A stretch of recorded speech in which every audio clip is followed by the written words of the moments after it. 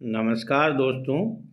निष्ठा module 2.0 answer पठन पाठन और मूल्यांकन में सूचना प्रौद्योगिकी तकनीकी भूमिका के प्रश्न उत्तर के बारे में बात करेंगे।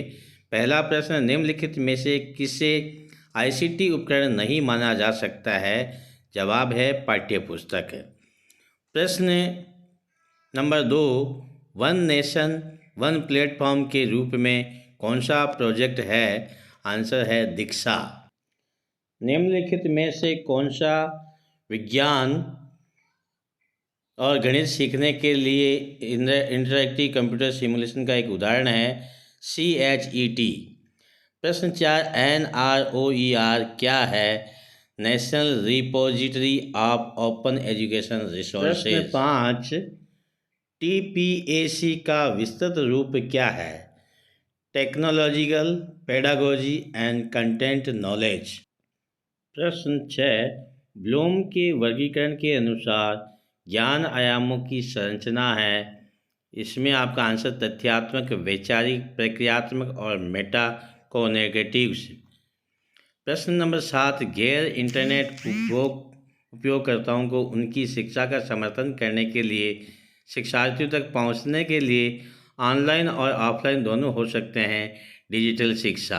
प्रश्न 8, USB को हटाने के लिए निम्नलिखित में से कौन सा सुरक्षित अभ्यास है? इसमें आपका आंसर इंजेक्ट करें और निकालें। प्रश्न नंबर 9, कैसे जाना जाए कि अमुक वेबसाइट एक विश्वसनीय स्रोत है? इसके लिए आपका लेखक और उसकी जानकारी को सत्यापित किया जा सकता है। प्रश्न नंबर 10, एक अच्छा पासवर्ड वह होता है जो आपके लिए याद रखना आसान है लेकिन दूसरों के लिए इसे समझना मुश्किल है।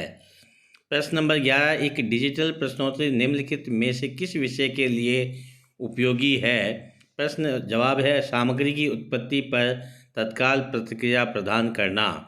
प्रश्न 12, निम्नलिखित में से स्वयं का पूर्ण रूप कौन सा है? इसका स्वयं रूप आपका है study webs of active learning of young aspiring minds. प्रश्न 13, NCERT की ICT पहल क्या है?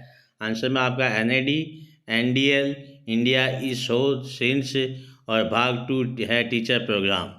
प्रश्न 14, निम्न में से कौन सा एक मुक्त और खुला स्रोत सॉफ्टवेयर नहीं है? आंसर आपका माइक्रोसॉफ्ट वर्ड।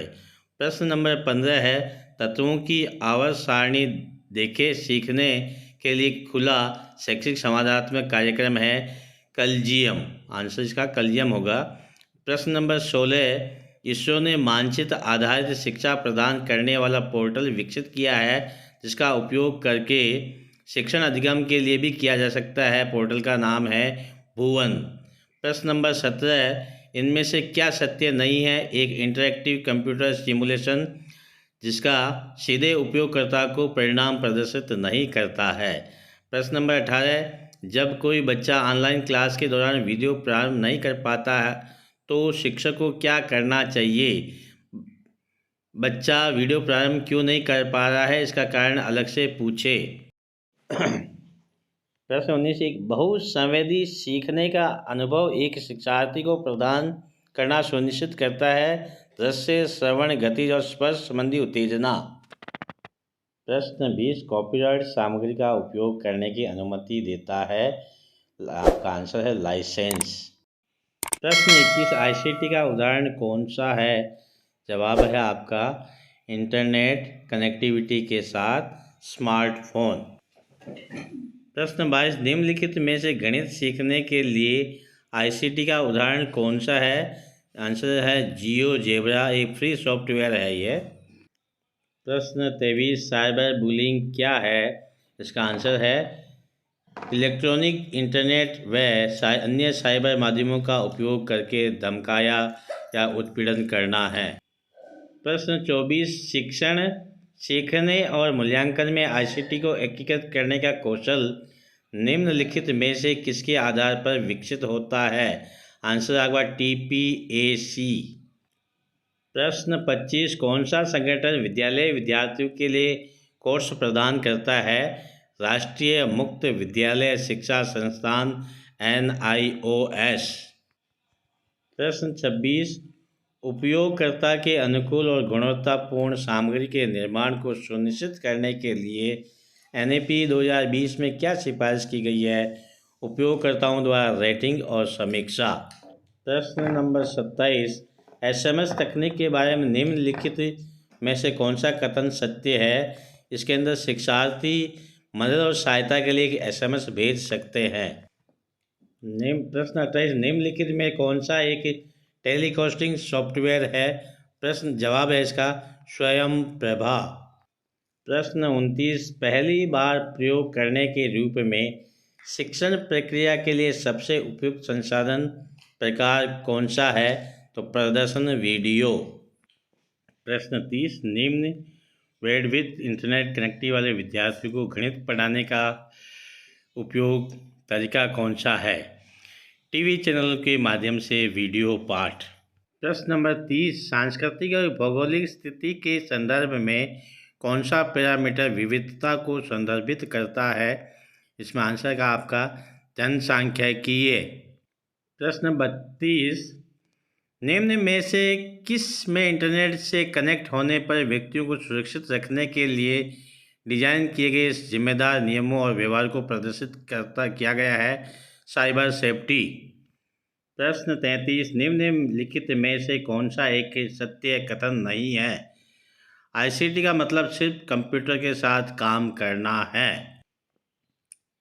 प्रश्न 34, ई पाठशाला पोर्टल करता है पाठ्य पुस्तकों, ऑडियो, वीडियो, पत्रिकाओं आदि सहित सभी प्रकार के शैक्षिक ई संसाधनों का प्रदर्शन और प्रसार करना। प्रश्न 35, निम्नलिखित में से दीक्षा क्या संदर्भित करती है? ज्ञान साझा करने के लिए डिजिटल इंफ्रास्ट्रक्चर।